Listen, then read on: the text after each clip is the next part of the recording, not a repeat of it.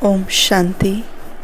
आज का वरदान, स्वयं को निमित्त समझ व्यर्थ संकल्प व व्यर्थ वृत्ति से मुक्त रहने वाले विश्व कल्याणकारी भव। स्वयं को निमित्त समझ व्यर्थ संकल्प व व्यर्थ वृत्ति से मुक्त रहने वाले विश्व कल्याणकारी भव। विश्व कल्याणकारी भव, ये वरदान बाबा ने आज हमें दिया। वरदान को बाबा ने एक्सप्लेन किया, मैं विश्व कल्याण के अर्थ, मैं विश्व कल्याण के कार्य अर्थ निमित्त हूँ। इस जिम्मेवारी की स्मृति में रहो तो कभी भी किसी के प्रति व अपने प्रति व्यर्थ संकल्प व व्यर्थ वृत्ति नहीं हो सकती। मैं विश्व कल्याण के कार्य के अर्थ निमित्त हूँ। इस जिम्मेवारी की स्मृति में रहो तो कभी भी किसी के प्रति व अपने प्रति व्यर्थ संकल्प व्यर्थ वृत्ति नहीं हो सकती। जिम्मेवार आत्माएं एक भी अकल्याणकारी संकल्प नहीं कर सकते, एक सेकंड भी व्यर्थ वृत्ति नहीं बना सकते, क्योंकि उनकी वृत्ति से वायुमंडल का परिवर्तन होना है। इसलिए सर्व के प्रति उनकी शुभ भावना शुभकामना स्वतः रहती है।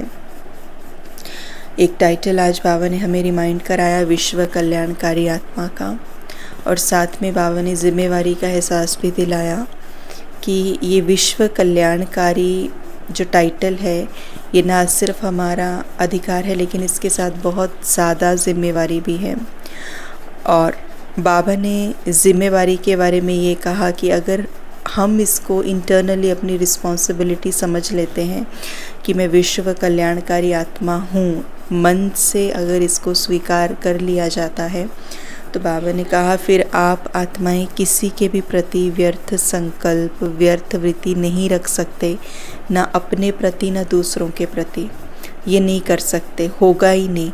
और बाबा ने कहा कि जिम्मेवार आत्माएं, उनके अंदर यानी एक भी नेगेटिव व्यर्थ संकल्प नहीं आएगा, क्योंकि उनको ये स्मृति है कि संकल्पों से ही वायुमंडल बनता है, वृत्ति से ही वायुमंडल बन रहा है, उस एनर्जी से ही वायुमंडल बन रहा है।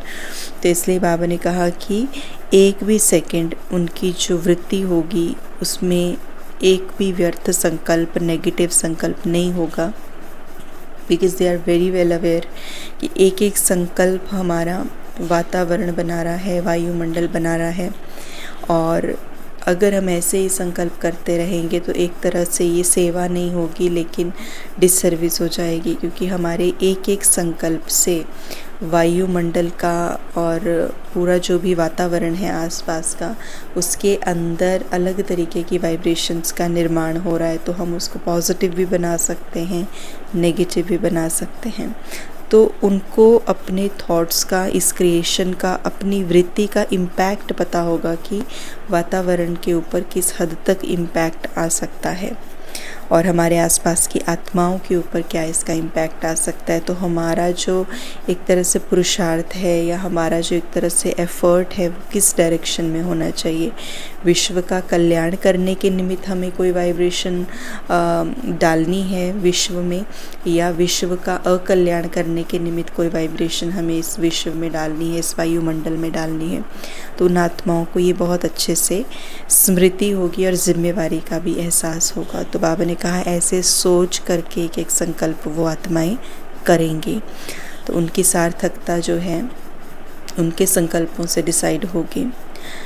स्लोगन बाबा ने दिया, अज्ञान की शक्ति क्रोध है और ज्ञान की शक्ति शांति है। अज्ञान की शक्ति क्रोध है और ज्ञान की शक्ति शांति है। तो अज्ञान जब हमें चीज़ों का उस तरीके से नहीं देखते हैं, जब हम, जैसे कि बाबा ने हमें बताया है, ज्ञान दिया है, जब हम ज्ञान की रीति से चीज़ों को नहीं देखते हैं तो क्यों क्या में पड़ जाते हैं, क्यों क्या कब किस लिए, ऐसे नहीं वैसे, ये सही ये गलत। तो उससे क्या होता है, इन प्रश्नों से क्या होता है कि अंदर क्रोध का भाव जागृत होता है और जब ज्ञान अंदर आ जाता है, ड्रामा समझ में आ जाता है, कार्मिक फिलॉसफी समझ आ जाती है, दूसरी आत्माओं की यात्रा, संस्कार समझ में आ जाते हैं, तो अंदर शांति बन जाती है। क्यों? क्योंकि क्वेश्चंस ख़त्म हो जाते हैं। हर एक ज्ञान जो है हमारी हर एक बात का उत्तर हमें देता है, तो इसीलिए अंदर शांति बन जाती है, शांति अंदर भीतर में समा जाती है एक तरह से। So there is no questions, there are no regrets and there are no complaints. तो आत्मा संतुष्ट और कंटेंटेड रहती है, क्योंकि जो वो जिस ज्ञान को वो सीख रही है, उस ज्ञान के अंदर हर एक बात का आंसर मिल जाता है, हर एक क्यों का जवाब मिल जाता है। तो मन और ज़्यादा स्थिर और शांत हो जाता है। ओम शांति।